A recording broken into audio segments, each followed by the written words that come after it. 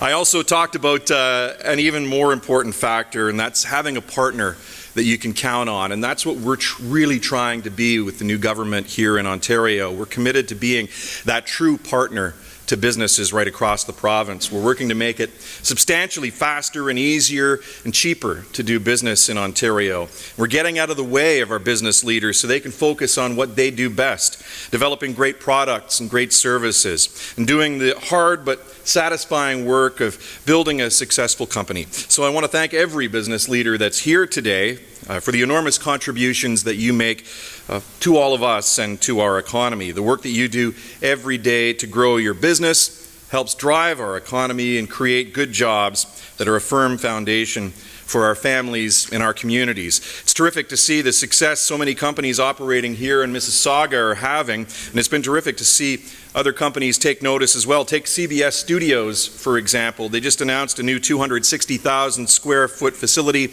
near Pearson, and thanks to the Greater Toronto Airport Authority for sponsoring today. Wise Meter Solutions, which is ranked number 11 on the Canadian business list of fastest growing companies in the GTA. I'm looking forward to hearing even more success stories like these as we continue to work to make Ontario open for business. I see our friends here from Mitsubishi as well who are doing great work and expanding in Mississauga, and really look forward to the future developments at their facility when it comes to the aerospace sector.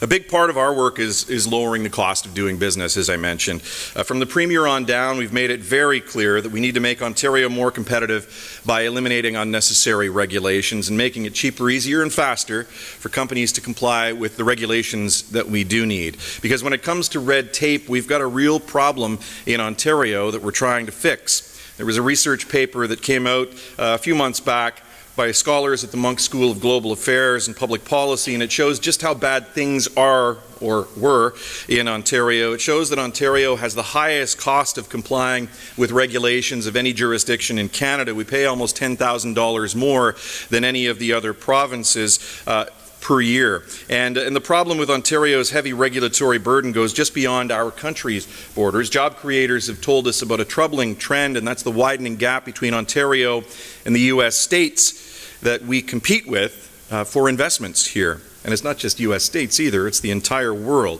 While every year the regulatory burden seems to be getting heavier here, it gets lighter elsewhere, and that's had a real impact.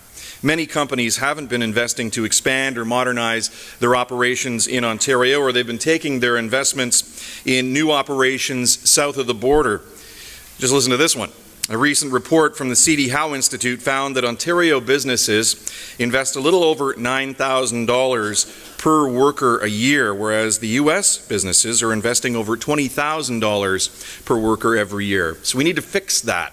We need to start leveling that regulatory playing field. We need to make sure our policies are helping keep and grow good-paying jobs here in Ontario. We need to make sure that along with jobs that pay $14 an hour, that we're creating jobs that pay $24 an hour. And that's why we're working to fix the economy here. So job creators like you can continue to create good jobs, and people can continue to find them. At the heart of our plan is the conviction that Ontario can once again be a great place to grow, invest, and create jobs. We're eliminating regulations that are burdensome, inefficient, and inflexible, or that are outdated or duplicate federal or municipal regulations. And in conversations that we've had with many of you in this room, we're finding what those are, and we are harmonizing where we have the opportunity with national regulations. So those are the pieces of red tape that we're targeting. The first of our red tape reduction bills was Bill 47. It was the Making Ontario Open for Business Act, which passed just before Christmas last year. It passed and repealed onerous regulatory burdens that were brought in by the previous government in Bill 148. Bill 47 also launched a reform of the apprenticeship system, making it easier for businesses to find the skilled tradespeople that they need.